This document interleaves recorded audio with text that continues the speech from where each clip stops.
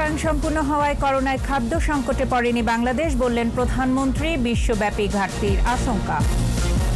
ঢাকা বিশ্ববিদ্যালয়ে পরীক্ষা ছাড়াই নতুন সেমিস্টারে হতাশ শিক্ষার্থীরা, সেশন জট কমবে দাবি কর্তৃপক্ষের। শীতের সবজি বাজারে উত্তাপ, চালের দাম এখনো চড়া, কমতে শুরু করেছে পেঁয়াজ আলুর দর। উচ্চ ফলনশীল জাতের আবাদ বাড়লে পেঁয়াজের ঘাটতি থাকবে না, বলছে কৃষি অধিদপ্তর। চাষিদের ঋণ দেওয়ার তাগিদ। শিগগিরই ঢাকা ওয়াসায় শুদ্ধি অভিযান, খাল রক্ষণাবেক্ষণের দায়িত্ব পাচ্ছে সিটি কর্পোরেশন।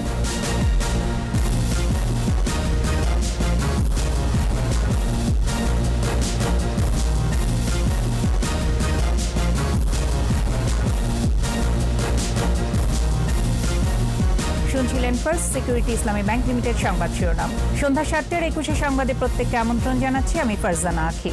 দর্শক, 21 টেলিভিশনের সংবাদ একই সাথে সরাসরি দেখতে পাবেন আমাদের ফেসবুক পেজ www.facebook.com/2124 অনলাইনে। খাদ্য উৎপাদনে স্বয়ংসম্পূর্ণ বলে এখনো সংকটের মুখোমুখি হয়নি বাংলাদেশ, একথা বলেছেন প্রধানমন্ত্রী শেখ হাসিনা। তিনি বলেন, করোনার প্রভাবে বিশ্বব্যাপী খাদ্য ঘাটতির আশঙ্কা রয়েছে। এই বাস্তবতা মোকাবেলায় উৎপাদন বাড়ানোর কোনো বিকল্প নেই। বিশ্ব খাদ্য দিবস উপলক্ষে আয়োজিত আন্তর্জাতিক সেমিনারে এসব কথা বলেন প্রধানমন্ত্রী। রিপোর্টে আরও জানাচ্ছেন মোহাম্মদ নুরুন নবী। করোনা সংক্রমণের বিরূপ প্রভাব খাদ্য উৎপাদন ব্যবস্থায়, সমস্যা আছে সরবরাহ ব্যবস্থায়ও। এমন পরিস্থিতিতে বিশ্বব্যাপী খাদ্য সংকটের আশঙ্কা করছে বিশ্ব খাদ্য সংস্থা সহ বিভিন্ন আন্তর্জাতিক প্রতিষ্ঠান। উৎপাদনে স্বয়ংসম্পূর্ণ বাংলাদেশ এ কারণেই খাদ্য ঘাটতির মুখোমুখি হতে হয়নি। এমনই বাস্তবতায় সারা বিশ্বের মতোই বাংলাদেশেও পালিত হচ্ছে বিশ্ব খাদ্য দিবস। এবারের প্রতিপাদ্য, সবাইকে একসাথে বিকশিত হন, শরীরের যত্ন নিন, সুস্থ থাকুন। আমাদের কর্মই আমাদের ভবিষ্যৎ। দিবসটি উপলক্ষে আয়োজিত সেমিনারে অনুষ্ঠানে ভার্চুয়াল প্ল্যাটফর্মে যুক্ত হয়ে প্রধানমন্ত্রী শেখ হাসিনা বলেন, যে কোনোভাবেই হোক খাদ্যের উৎপাদন বৃদ্ধি অব্যাহত রাখতে হবে। পরামর্শ দেন পারিবারিক পুষ্টি চাহিদা পূরণে, পুষ্টি বাগান সৃজনে। খাদ্য উৎপাদন বৃদ্ধি করতে হবে, খাদ্য নিশ্চয়তা থাকতে হবে, কারণ এই করোনা ভাইরাসের কারণে যখন সমগ্র বিশ্ব স্থবির, তখন একটা দুর্ভিক্ষের সম্ভাবনা দেখা দিতে পারে। কিন্তু বাংলাদেশের যেন তার প্রভাব না হয়, আর বাংলাদেশের যেন আমাদের দেশের মানুষ এ ব্যাপারে কোনো রকম কষ্ট ভোগ না করে, সেদিকে লক্ষ্য রেখেই আমরা বিভিন্ন প্রণোদনা দিয়ে যাচ্ছি। খাদ্য উৎপাদন বাড়াতে কৃষকের জন্য সরকার বেশ কিছু প্রণোদনা কর্মসূচি বাস্তবায়ন করছে জানিয়ে প্রধানমন্ত্রী বলেন, এরই মধ্যে 2,10,00,000 কৃষককে কৃষি উপকরণ কার্ডের আওতায় আনা হয়েছে।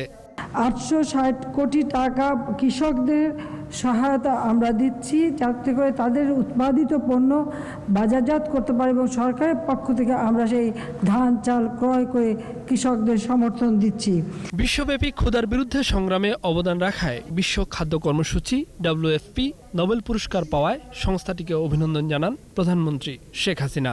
কৃষিকে আমরা যান্ত্রিকীকরণ করার জন্য বিশেষভাবে উৎসাহিত করছি। মোহাম্মদ নুরুন নবী, 21 টেলিভিশন, ঢাকা। গেল এক বছরে ক্ষুধা মুক্তির লড়াই সূচকে বাংলাদেশের বড় উন্নতি হয়েছে বলে জানিয়েছে international food policy research institute. প্রতিষ্ঠানটি শুক্রবার চলতি বছরের যে বিশ্ব ক্ষুধা সূচক প্রকাশ করেছে, তাতে 160টি দেশের মধ্যে বাংলাদেশের অবস্থান উঠে এসেছে 75-এ। অপুষ্টির হার কমিয়ে আনার ক্ষেত্রে ধারাবাহিক উন্নতি করায় বাংলাদেশ এগিয়েছে বলে জানানো হয়েছে। কেবল সূচকের অবস্থানে অগ্রগতি নয়, যে 4 মাপকাঠিতে বিচার করে গ্লোবাল হাঙ্গার ইন্ডেক্স করা হয়, তার সবগুলোতেই গতবারের তুলনায় বাংলাদেশ এগিয়েছে। এই সূচকে প্রতিবেশী দেশ ভারত, পাকিস্তান ও আফগানিস্তানের চেয়ে বাংলাদেশ বরাবরের মতোই এগিয়ে রয়েছে। পরীক্ষা ছাড়াই নতুন সেমিস্টার শুরু করায় বিপাকে পড়েছেন ঢাকা বিশ্ববিদ্যালয়ের শিক্ষার্থীরা। তারা বলছেন, পরবর্তীতে 2টো সেমিস্টার পরীক্ষা একসাথে নেওয়া হলে বাড়তি চাপ পড়বে। পরীক্ষা ছাড়া পড়াশোনার গতি মন্থর হয়ে আসবে বলেও মত তাদের। তবে করোনায় সেশন জট কমাতেই এই সিদ্ধান্ত, বলছে কর্তৃপক্ষ। বিস্তারিত জানাচ্ছেন শাকের আরজু। করোনা মহামারীর কারণে ঢাকা বিশ্ববিদ্যালয়ের শিক্ষার্থীদের উপস্থিতিতে 6 মাসেরও বেশি সময় ধরে বন্ধ শিক্ষা কার্যক্রম। শিক্ষা প্রতিষ্ঠান কবে খুলবে তা অনিশ্চিত হয়ে পড়ায় 1 জুলাই থেকে অনলাইনে ক্লাস নেওয়ার সিদ্ধান্ত নেয় বিশ্ববিদ্যালয় প্রশাসন। বিশ্ববিদ্যালয় কর্তৃপক্ষ বলছে, বড় ধরনের সেশন জট এড়াতেই চলমান সেমিস্টারের পরীক্ষা না নিয়ে পরবর্তী সেমিস্টারের ক্লাস অনলাইনে শুরুর সিদ্ধান্ত নেওয়া হয়েছে। আমাদের গুরুত্ব দিতে হবে জীবনের প্রতি, স্বাস্থ্য ঝুঁকির প্রতি সেগুলোর বিবেচনায় নিয়েই আমাদের পরিকল্পনা গ্রহণ করতে হয়। আবার একই সঙ্গে শিক্ষার গুণগত মান সে বিষয়টিও বিবেচনায় নিতে হয়। তো বাস্তবতা, বিজ্ঞান সম্মত দৃষ্টিভঙ্গি এই সব কিছু বিবেচনায় নিয়েই আমাদের ক্রমান্বয়ে পরিকল্পনা গ্রহণ করতে হচ্ছে। নতুন সেমিস্টারে ওঠার আনন্দ নেই শিক্ষার্থীদের চোখে মুখে, বরং হতাশ তারা। ভার্চুয়াল ক্লাসের বদলে যদি ফিজিক্যাল ক্লাসগুলো নেওয়া যায় এটাই ভালো হয়, কারণ ক্লাস শেষ হয়ে যাচ্ছে, সেমিস্টার শেষ হয়ে যাচ্ছে, কিন্তু পরীক্ষা নেওয়াটা সম্ভব হচ্ছে না। পরে হলেও আমাদের ঝামেলাটা হচ্ছে কি, তৃতীয় সেমিস্টার শেষ করলাম এক সময়, পরীক্ষা দিব আরেক সময়, তো পড়ার একটা গ্যাপ তো থাকেই। সিজিপিএটা বিশাল একটা ফ্যাক্ট। আর একজন শিক্ষার্থী কোনো কিছু না জেনে না পড়ে সে পরীক্ষার হলে বসতে পারবে না, কারণ অলরেডি তার মাথায় নতুন একটা সেমিস্টারের প্রেশার থাকবে। গত মার্চ থেকে দেশে করোনা প্রাদুর্ভাব শুরু হলে কয়েক দফায় ছুটি বাড়িয়ে অনির্দিষ্ট সময়ের জন্য ঢাকা বিশ্ববিদ্যালয়ের সব ক্লাস পরীক্ষা বন্ধ ঘোষণা করা হয়। শাকেরা আরজু, 21 টেলিভিশন, ঢাকা। বাজারে এসেছে শীতের সবজি, তবে দামে উত্তাপ। আলু ও পেঁয়াজের দাম কমলেও বেড়েছে মিনিকেট চালের দর। ইলিশ ধরায় নিষেধাজ্ঞা থাকায় চাহিদা বেড়েছে অন্যান্য মাছের। মিনালা দেবা রিপোর্ট।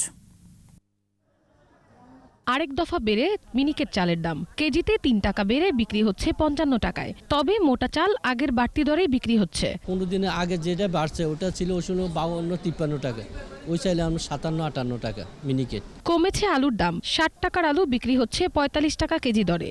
দেশি পেঁয়াজ 90 টাকা, আমদানি করা পেঁয়াজের কেজি 80 টাকা। আলু ডায়মন্ড আলু আমরা খুচরা বিক্রি করতেছি আপনার 45 টাকা, আর পেঁয়াজ দেশিটা খুচরা বিক্রি করতেছি 90 টাকা, আর দেশি হাইব্রিড বিক্রি করতেছি আপনার 85 টাকা। বাজারে এসেছে শীতের সবজি, তবে দামে এখনো আসেনি স্বস্তি। শিম 100 টাকা, বেগুন 70 থেকে 80 টাকা, টমেটো 100 টাকা কেজিতে বিক্রি হচ্ছে। ছোট আকারে ফুলকপি প্রতি পিস 25 থেকে 30, বাঁধাকপি 40 টাকা। প্রেক্ষাপট খারাপ, প্রত্যেকটা পণ্যের দাম বেশি। বাজারের দাম আসলে তুলনামূলক অনেক বেশি। কাঁচামরিচের দাম আজকে কমছে, অনেক কমছে, ধরেন না কেজিতে 40 টাকা কমছে। উস্তা 70 টাকা কেজি, বটবড়ি 70 টাকা কেজি, পটল 60 টাকা কেজি, বেগুন 70 টাকা কেজি। জায়গায় জায়গায় বন্যা, নিচে জায়গা ডাইবে গেছে গা, এই জন্য মালের দাম একটু বৃদ্ধি পেয়ে গেছে গা। ইলিশ না থাকায় চাহিদা বেড়েছে অন্যান্য মাছের। সব ধরনের মাংসের বাজার স্থিতিশীল। মিনালা দিবা, 21 টেলিভিশন, ঢাকা। বাড়ি 5 ও বাড়ি 3 জাতের পেঁয়াজ উৎপাদন বাড়ানো গেলে কয়েক বছরের মধ্যে দেশ স্বয়ংসম্পূর্ণ হবে বলে আশা করছে কৃষি অধিদপ্তর। কৃষিমন্ত্রী, কৃষক এবং ভোক্তাদেরও একই ধারণা। বর্ষাকালেও এই জাতের পেঁয়াজের আবাদ সম্ভব। পেঁয়াজ উৎপাদনে কৃষকদের ঋণ দেওয়ার তাগিদ সংশ্লিষ্ট প্রতিষ্ঠানগুলোর। তৌহিদুর রহমানের রিপোর্ট। পেঁয়াজ মশলা জাতীয় কৃষিপণ্য, বিশ্বব্যাপী এর ব্যবহার। বাংলাদেশেও রবি ঋতুর কৃষিপণ্যটির চাহিদা ব্যাপক। 30 লাখ টন চাহিদার বিপরীতে বাংলাদেশে পেঁয়াজ উৎপাদন হয় 26 লাখ টন। নষ্ট হয়ে বাজারে যোগান দাঁড়ায় 22 লাখ টন। বাকি পেঁয়াজ আমদানি করতে হয়। এই সুযোগে আগস্ট থেকে ফেব্রুয়ারি পর্যন্ত পেঁয়াজের সংকট দেখা দেয়। ইতিমধ্যেই কৃষকরা বর্ষাকালে আবাদযোগ্য বাড়ি 3 ও বাড়ি 5 জাতের উচ্চ ফলনশীল পেঁয়াজ উদ্ভাবন করেছে। এই পেঁয়াজের আবাদ শুরু হলে সংকট কমবে বলে জানান কৃষকরা। যে সময় পেঁয়াজের খুব আকাল চলবে বাজারে, তখন এই পেঁয়াজটা উঠবে, আর এই পেঁয়াজটা উঠলে বাংলাদেশে অর্থনৈতিকভাবে অনেক স্বাবলম্বী হতে পারে।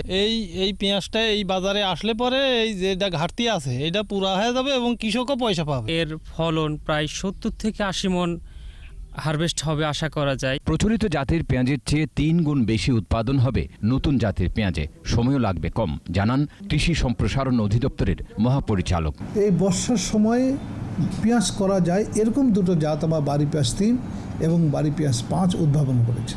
আমরা বিএডিসিকে অনুরোধ করেছি যে গ্রীষ্মকালীন পেঁয়াজের বীজ যদি আমাদের উৎপাদন করে অ্যাভেলেবল করা যায় প্রান্তিক চাষিদের কাছে, এই যে আমাদের এলাকা যে বৃদ্ধি করব সেই এলাকা বৃদ্ধি করার জন্য একটা লাভবান ফসল এবং আমাদের একটা উচ্চমূল্য ফসল হিসাবে আমরা সেই প্রান্তিক চাষিদের কাছে বীজ এবং সার বিনামূল্যে আমরা তাদের কাছে দেব প্রণোদনা আকারে। গবেষকদের চেষ্টা ও সরকারের আন্তরিকতায় খাদ্যে স্বয়ংসম্পূর্ণ বাংলাদেশ শীঘ্রই পেঁয়াজ উৎপাদন বাড়বে বলেও আশ্বস্ত করেন কৃষিমন্ত্রী। যেটা সুদ ছিল 8 থেকে 9 ভাগ, সেটা কমিয়ে আমরা 4 ভাগে নিয়ে এসেছি। যে সকল জাত আমাদের বিজ্ঞানীরা আবিষ্কার করেছে, এই জাতগুলো যদি আমরা মাঠে নিতে পারি, ইনশাল্লাহ পেঁয়াজ আমাদের ঘাটতি থাকার কোনো কারণ নাই। ইনশাল্লাহ আমরা অবশ্যই পেঁয়াজ আমরা স্বয়ংসম্পূর্ণ হব। কৃষকদের তালিকা তৈরি করে শীঘ্রই নতুন জাতের পেঁয়াজ বীজ সরবরাহ করা হবে বলেও জানান তিনি। এটা আবার বীজের জন্য বীজ বানাবো। তৌহিদুর রহমান, 21 টেলিভিশন, ঢাকা। দুর্নীতির বিরুদ্ধে শিগগিরই অভিযান শুরু হবে ঢাকা ওয়াসায়। প্রতিষ্ঠানটির ব্যবস্থাপনা পরিচালক তাকসিম এ খান জানিয়েছেন, রাজধানীর জলাবদ্ধতা নিরসনে খাল ও ড্রেনগুলো সিটি কর্পোরেশনের কাছে হস্তান্তর করা হবে।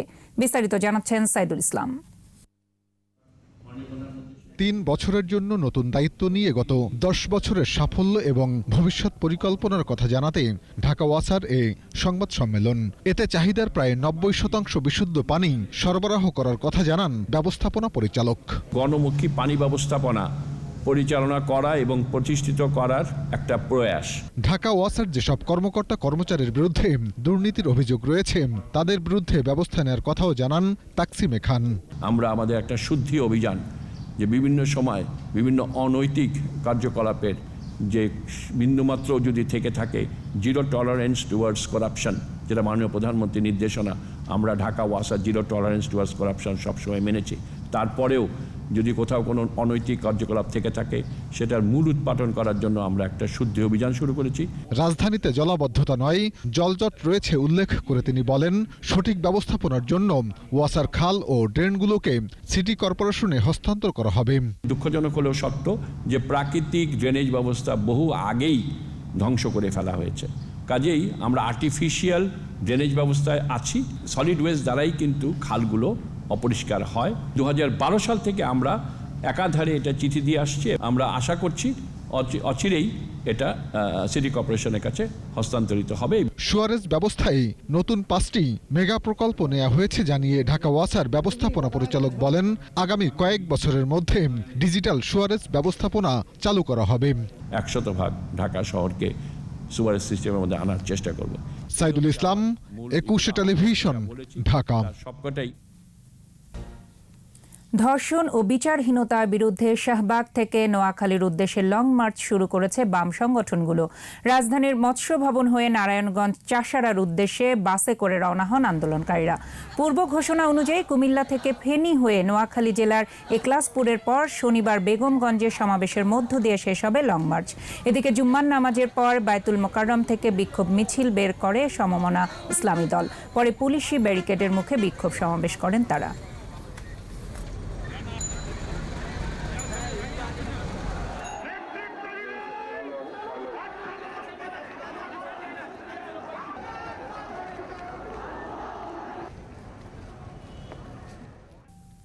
প্রতি বছরই রেলের আয় কমছে। এবছরও লক্ষ্যের চেয়ে 390 কোটি টাকা কম আয় করেছে রেল। সেই সাথে যাত্রী পরিবহনও কমেছে।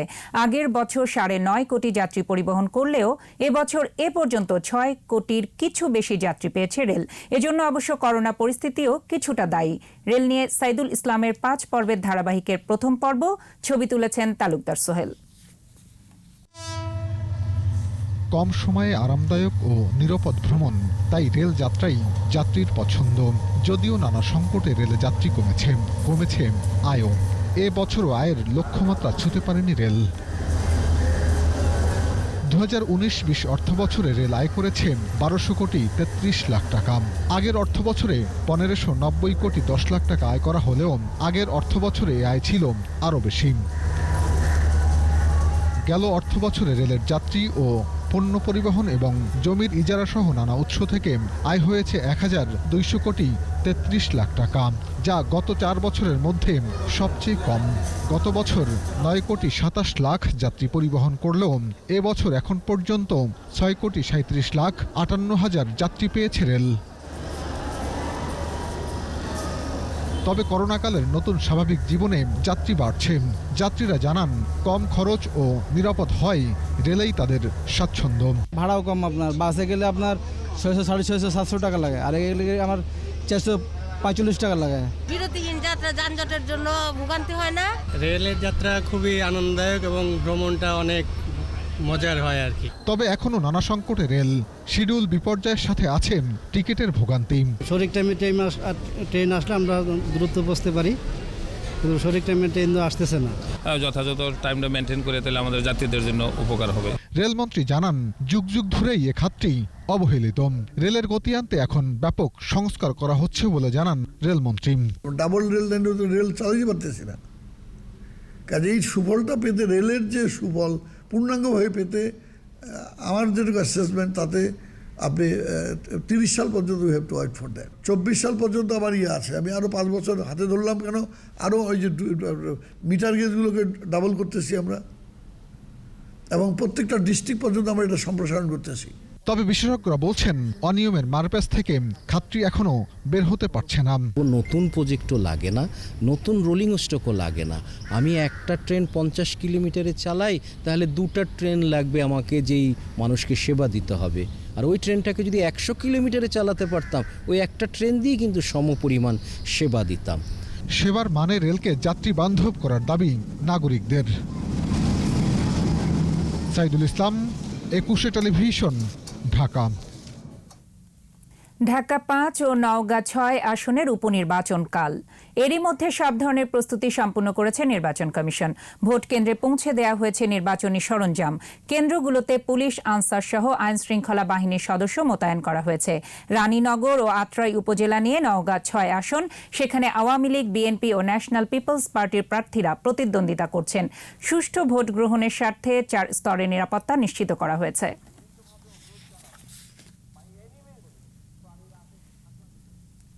সরকারের সঠিক পরিকল্পনায় খাদ্যের জন্য বাংলাদেশকে এখন আর বিদেশি সাহায্যের দিকে তাকিয়ে থাকতে হয় না।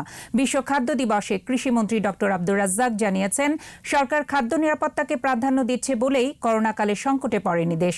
উৎপাদন বাড়াতে গবেষণা ও প্রযুক্তির দিকে নজর বাড়ানো হয়েছে বলেও জানান মন্ত্রী। জসিম জুয়েলের রিপোর্ট। করোনার থাবায় থমকে আছে বিশ্ব, যার প্রভাব পড়েছে মানুষের রুটি রুজির উপর। এমন বাস্তবতায় সবাইকে নিয়ে বিকশিত হন, শরীরের যত্ন নিন, সুস্থ থাকুন। আমাদের কর্মই আমাদের ভবিষ্যৎ, এই স্লোগানে পালিত হচ্ছে বিশ্ব খাদ্য দিবস। কৃষিমন্ত্রী বলেন, বাংলাদেশ এখন আর খাদ্য ঘাটতির দেশ নয়, বিদেশে সাহায্যের দিকেও তাকিয়ে থাকতে হয় না। বলেন, সরকার খাদ্য নিরাপত্তাকে সর্বোচ্চ গুরুত্ব দিয়েছে। এবারের এই বিশ্ব খাদ্য দিবসে আমাদের প্রতিশ্রুতি, আমরা জাতির কাছেও যে প্রতিশ্রুতি দিয়েছি যে পুষ্টিসম্মত এবং নিরাপদ খাদ্য দেব, এবং সেইটা লক্ষ্য রেখেই আমরা বিভিন্ন কর্মসূচি গ্রহণ করেছি। করোনায় খাদ্য নিয়ে কোনো সংকটে পড়তে হয়নি। বন্যা দীর্ঘস্থায়ী হওয়ায় পণ্যের দাম কিছুটা বাড়লেও পরিস্থিতি এখন নিয়ন্ত্রণে বলে জানান মন্ত্রী। গত 8-9 মাসে মানুষের খাদ্য নিয়ে তেমন কোনো কষ্ট হয় নাই। কোনো পণ্যের দাম কিছু বেশি, সেটা বন্যার কারণে অনেক দিন বৃষ্টি হয়েছে, অনেক শাকসবজির ক্ষেত, মরিচ ক্ষেত নষ্ট হয়েছে। এই কারণে বর্ষাকালে এই সমস্যা হয়, এবার একটু আরও বেশি হয়েছে।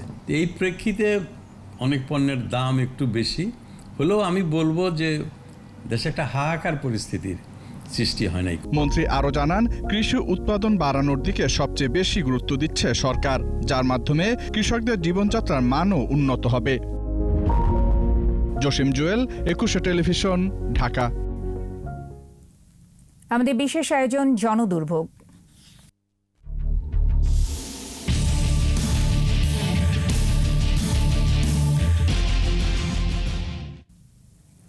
নথিপত্রে রাস্তার প্রস্থ 120 ফুট, দখল দৌরাত্মে ব্যবহার উপযোগী মাত্র 18 ফুট। বসেছে বাজার, দোকান, হোটেল, আরও কত কি। বলছিলাম মোহাম্মদপুর বাস স্ট্যান্ড থেকে বুদ্ধিজীবী সেতু হয়ে দক্ষিণমুখী সড়কের কথা। মোস্তাফিজুর রহমানের ক্যামেরায় বাকিটা জানাচ্ছেন অখিল পোদ্দার।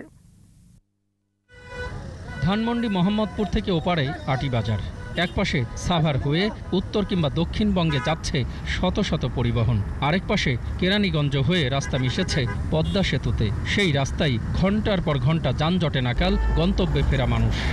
দুই পাশে এমনভাবে দোকান, মিল, কারখানা এমনভাবে হয়ে রয়েছে যে একটা গাড়ি মোড় ঘোরার মতো শক্তিও নাই। রাস্তার জায়গায় মার্কেট হয়েছে, রাস্তার এই পাশ ওপর দেখা যায় না। রুদপুর যাইতে পারি না, আমরা কলাতিয়া যাইতে পারি না, আমরা খোলামোড়া যাইতে পারি না এই যানজটের জন্য।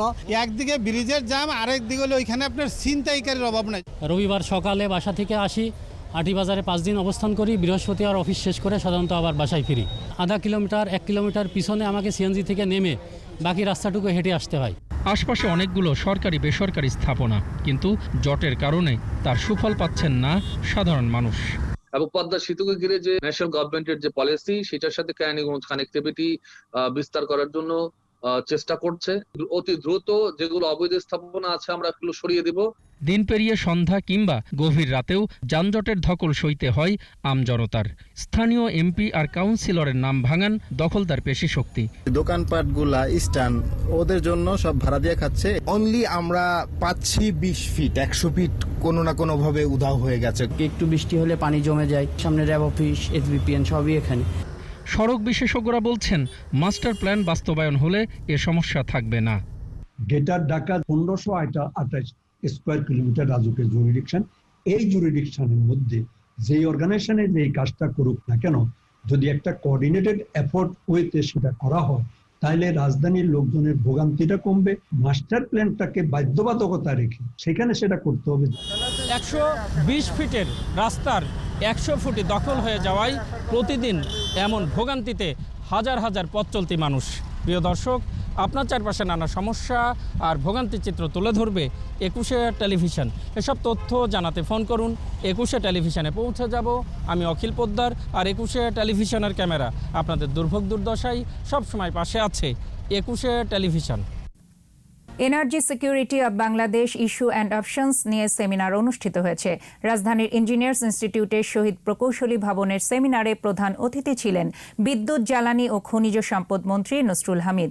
মূল প্রবন্ধ উপস্থাপন করেন জ্বালানি বিশেষজ্ঞ তত্ত্বাবধায়ক সরকারের সাবেক উপদেষ্টা ডক্টর তামিম।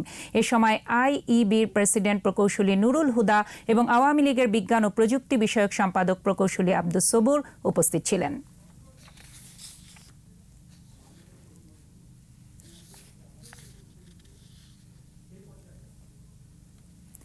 নরসিংদীতে এক কিশোরীকে সংঘবদ্ধ ধর্ষণের অভিযোগ উঠেছে। এদিকে ধর্ষণের অভিযোগে গাজীপুর ও নারায়ণগঞ্জে গ্রেপ্তার করা হয়েছে 6 জনকে। স্বজনরা জানায় নরসিংদীতে স্পিনিং মিলে কাজ করেন ওই কিশোরী। বৃহস্পতিবার সন্ধ্যায় খাবার কিনতে বাইরে গেলে তাকে ধরে নিয়ে পাশের বালুর মাঠে সংঘবদ্ধ ধর্ষণ করে দুর্বৃত্তরা। এদিকে গাজীপুরের শিমুলতলিতে কলেজ ছাত্রী ধর্ষণের অভিযোগে 2 জন এবং শ্রীপুরে মাদ্রাসা শিক্ষার্থীকে ধর্ষণের অভিযোগে এক শিক্ষককে আটক করেছে পুলিশ। এছাড়া নারায়ণগঞ্জের মাদ্রাসা শিক্ষার্থীকে ধর্ষণের ঘটনায় 3 জনকে গ্রেপ্তার করা হয়েছে।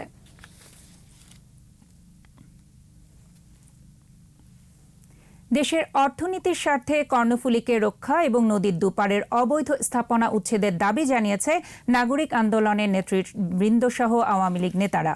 কর্ণফুলী নদীতে সাম্পান মিছিল করে এই দাবি জানানো হয়।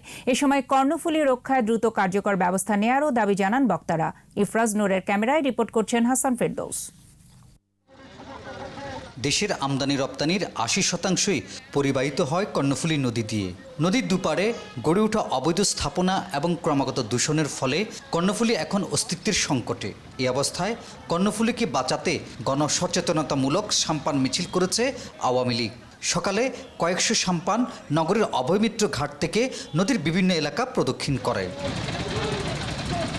এ সময় কর্ণফুলী নদীর দখল, দূষণের চিত্র তুলে ধরেন বিভিন্ন শ্রেণী পেশার মানুষ। এখানে যে কালো তেল এবং গার্বেজগুলো নদীর মাঝখানে ফেলে, এগুলো না ফেলার জন্য তাদেরকে অ্যাওয়ারনেস সৃষ্টি করতে হবে। লক্ষাধিক জাহাজ কর্ণফুলী নদীতে গ্যারেজ হিসেবে ব্যবহার করছে। এই জাহাজগুলি প্রতিদিন তাদের পোড়া তেল, মাঝিদের, ক্রুদের যে বর্জ্য সেটা সরাসরি কর্ণফুলী নদীতে ফেলছে। কর্ণফুলীর দুপাশে 2 তীরে যে অবৈধ স্থাপনা আছে, ওই অবৈধ স্থাপনা উচ্ছেদ করতে হবে। এদিকে দেশের অর্থনীতির স্বার্থে কর্ণফুলীকে বাঁচানোর কথা বলছেন নদী গবেষকরা। নদীকে রক্ষা করেই বাংলাদেশের ঐতিহ্যকে রক্ষা করতে হবে, অর্থনীতিকে রক্ষা করতে হবে, সামাজিকতাকে রক্ষা করতে হবে। দূষণ বন্ধ এবং অবৈধ দখলদারদের উচ্ছেদ করা না গেলে কর্ণফুলীকে বাঁচানো যাবে না বলে মনে করেন আওয়ামী লীগ নেতারা। পৃথিবীর বিখ্যাত ভ্রমণকারীরা এবং বণিকরা এদিক দিয়ে আসে বাণিজ্য করতো, তাই কর্ণফুলী হচ্ছে চট্টগ্রামের প্রাণ। দখল থেকে কর্ণফুলীকে রক্ষা করা এটা অতীব গুরুত্বপূর্ণ, জরুরি এবং সময়ের দাবি।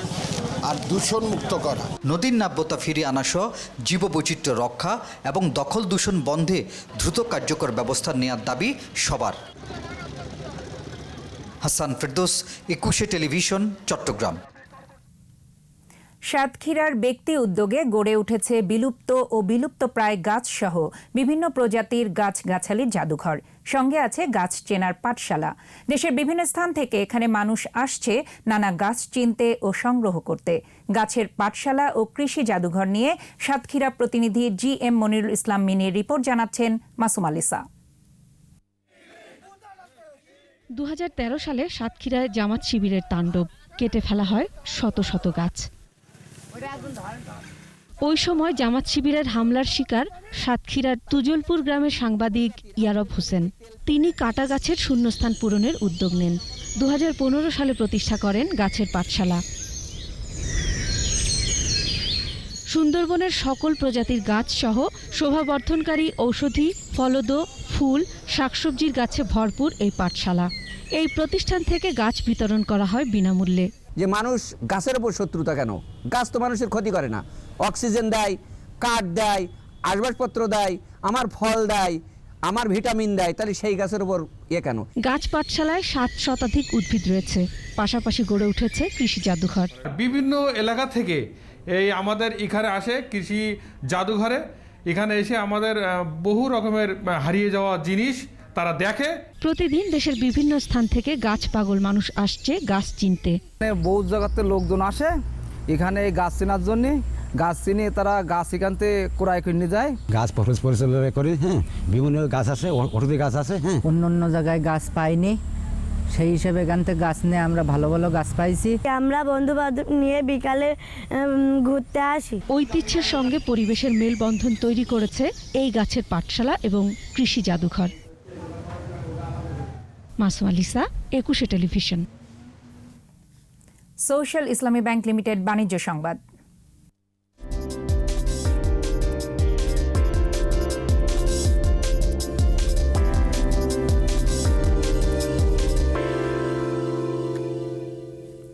রপ্তানি বন্ধের পর আটকে থাকা কিছু পেঁয়াজ পাঠালেও আশ্বাসের 1 মাস পরও অবশিষ্ট পেঁয়াজ রপ্তানি করেনি ভারত।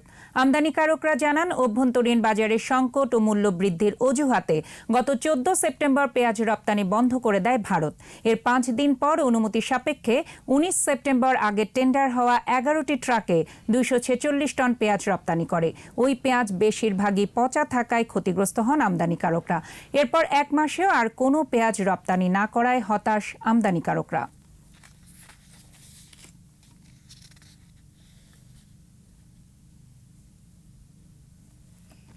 আর এরই সাথে শেষ করছি সন্ধ্যা 7টার 21 সংবাদ। তবে যাবার আগে ফার্স্ট সিকিউরিটি ইসলামী ব্যাংক লিমিটেড সংবাদ শিরোনামগুলো জানাচ্ছি আরও একবার।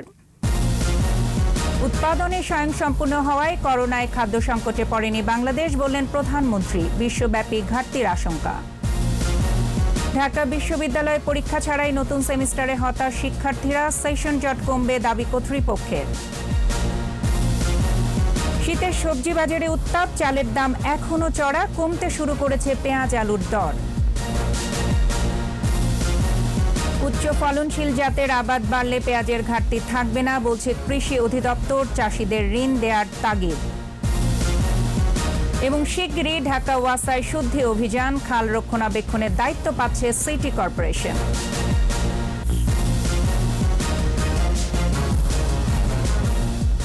সর্বশেষ খবর জানতে ডায়াল করুন 2021 নম্বর আর ভিজিট করুন 21-tv.com এই ওয়েবসাইটে। এছাড়া ফেসবুকে লগ ইন করতে পারেন facebook.com/2124 অনলাইনে। পরবর্তী সংবাদ রাত 9টায় দেখার আমন্ত্রণ রইল। স্বাস্থ্যবিধি মেনে চলুন, সুস্থ থাকুন, 21-এর সাথেই থাকুন।